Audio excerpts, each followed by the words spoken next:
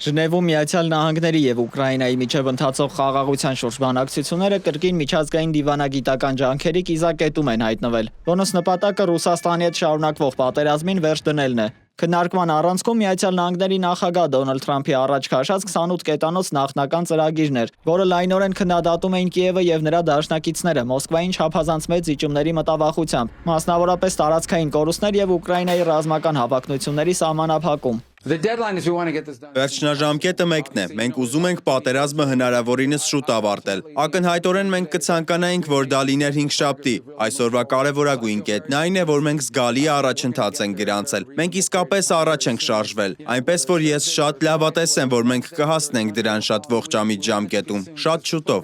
Ուկրաինայի նախագահական գրասենյակի ղեկավար եւ գլխավոր բանակցող Անդրեյ Երմակը նույնպես հաստատել է շատ լավ առաջընթացը դեպի արդար եւ կայուն խաղաղություն։ Մենք ունենք շատ լավ առաջընթաց եւ մենք առաջ ենք շարժվում դեպի արդար եւ կայուն խաղաղություն։ Ուկրաինացի ժողովուրդը մոլորակի վրա բոլորից ավելի է արժանի եւ ցանկանում է այս խաղաղությունը։ Մենք շնորհակալություն ենք հայտնում մեր մեծ բարեկամներին, Միացյալ Նահանգներին եւ անձամբ նախագահ Թրամփին ու նրա թիմին այս խաղաղությունը բերելու իրենց հանձնառության համար եւ մենք կշարունակենք աշխատել այսօր, ինչպես ասաց պետքարտուղարը։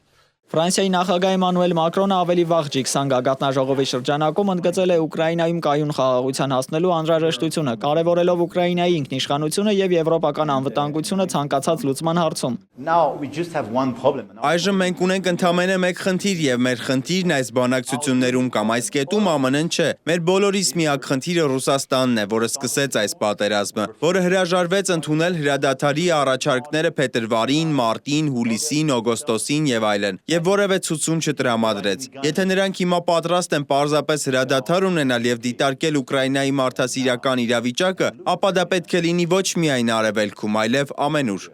Խաղաղության ծրագրի վերաբերյալ բանակցությունները հանգեցրել են նախնական առաջարկների զգալի փոփոխությունների։ Հանվել է ՆԱՏՕ-ի եւ Եվրոպայի հետ կապված հարցերը եվրոպական եւ ուկրաինական շահերը պաշտպանելու համար։ Հիմնական քննարկվող կետերը մնում են Ուկրաինայի տարածքային ամբողջականության պահպանումը, այսինքն տարածքային զիջումներից հրաժարումը, ռազմական կարողությունների սահմանափակումների մերժումը եւ Ռուսաստանի ագրեսիայից պաշտպանող հուսալի անվտանգության երաշխիքների ձևավորումը։ Չնայած զգալի առաջընթացին վերջնական համաձայնության համար դեռևս անհրաժեշտ է մեղմել տարածայնությունները եւ ստանալ երկու նախագահների հաստատումը։ Ուկրաինայի նախագահ Զելենսկին ընդգծել է, որ Կիևը կշարունակի աշխատել գործընկերների հետ։ Երկրի ներսում, սակայն, թե հասարակության, թե զինվորականների շրջանում զգալի թերավատություն կա, հատկապես այն բանից հետո, երբ նախկին նախագծերը ըստ տեղեկությունների ներառել են տարածքային զիջումներ։ Հենց հիմա մենք գտնվում ենք մի կարևորագույն պահում, եւ մենք սերտորեն աշխատում ենք Միացյալ Նահանգների, եվրոպական գործընկերների, բազմաթիվ այլոց հետ քայլեր սահմանելու համար, որոնք կարող են դադարեցնել Ռուսաստանի պատերազմը մեր Ուկրաինայի դեմ եւ բերել իրական անվտանգություն։ Մարտական գործողությունները շարունակվում էին բանակցությունների ֆոնին։ Ռուսաստանը Կիրակի օրը հայտարարել է, որ գրավել է եւս 3 բնակավայր՝ Պետրովսկոյեն Դոնեցկի մարզում եւ Տիխոյեն եւ Օտրադնոյեն Դնեպրոպետրովսկի մարզում։ Միևնույն ժամանակ Ուկրաինայի հրամանատարությունը զեկուցել է 1 օրում 162 մարտական բախման մասին։ Բացի այդ, նոյեմբերի 23-ին ռուսական ուժերը զանգվածային անօդաչու թռչող սարքերի հարձակում իրականացրեցին Խարկովի վրա, սպանելով 4 եւ վիրավորելով 12 մարդու։ Կիևն իր հերթին հարվածներ է հասցրել Մոսկվայի մարզում գտնվող Շատուրայի ջերմաէլեկտրակայանին, ինչը հանգեցրել է խոշոր հրդեհի եւ ջեռուցման համակարգի խափանումների Ռուսաստանի խորքում։ Միրնոգրադի փողոցներում արտերը շարունակվում են։ Ռուս զորաբաժանումները արդեն գրավել են 148 շենք։ Պոկրովսկում ռուսներն ավարտում են քաղաքի ամբողջական գրավումը։